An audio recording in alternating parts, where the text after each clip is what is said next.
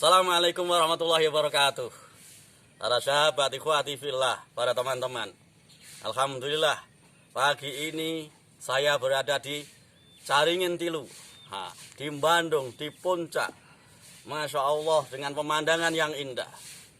Dan tentu saja dengan hati yang indah seharusnya. Tetapi kenyataannya sering tidak seperti itu. Hati kita kadang merasakan hati yang teramat keras, hati yang membatu. Ketika kita mendengarkan nasihat-nasihat yang baik, justru kita melakukan kejelekan.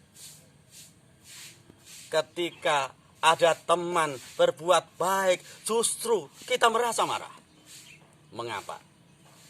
Karena itu bertanda hati kita sedang membatu, hati kita keras. Bagaimana solusinya?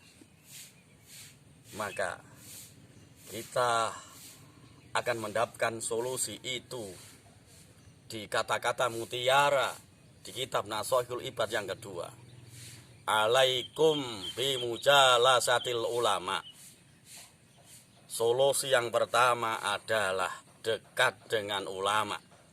Solusinya adalah bergaul dengan ulama. Solusinya adalah mendatangi majelis-majelis kebaikan yang diasuh oleh para ulama. Ini. Kemudian yang kedua adalah wastima'i kalamil hukama. Mendengarkan kata-kata mutiara yang meluncur dari bibir-bibir orang yang biasa melakukan kebaikan. Mendengarkan nasihat-nasihat hukama yang meluncur dari bibir-bibir orang yang ahli ibadah.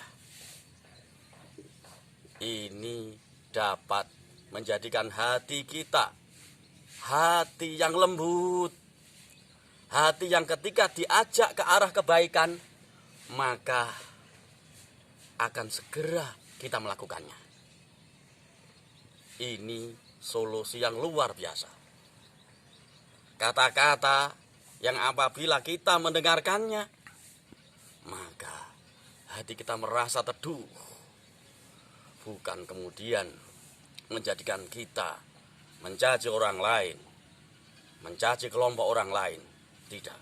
Kata-kata yang apabila kita mendengarkan, kita semakin khususun kepada Allah, khususun kepada orang lain.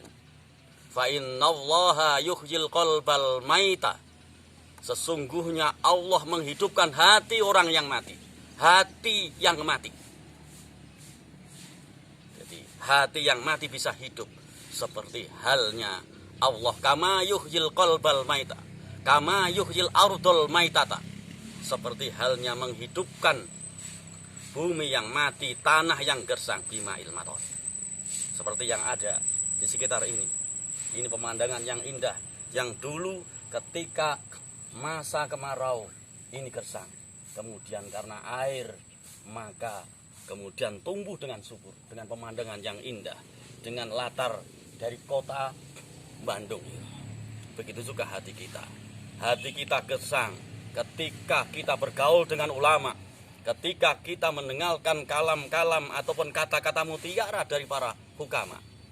Maka hati kita seperti halnya bumi ini. Jadi kedatangan air, jatuh air hujan, maka kemudian hati ini menjadi tumbuh subur.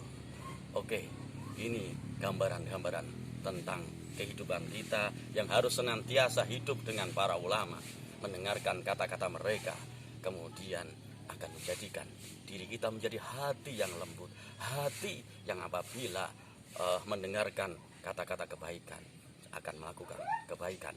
Wallahul muwaffiq ila aqwamit thoriq. Assalamualaikum warahmatullahi wabarakatuh.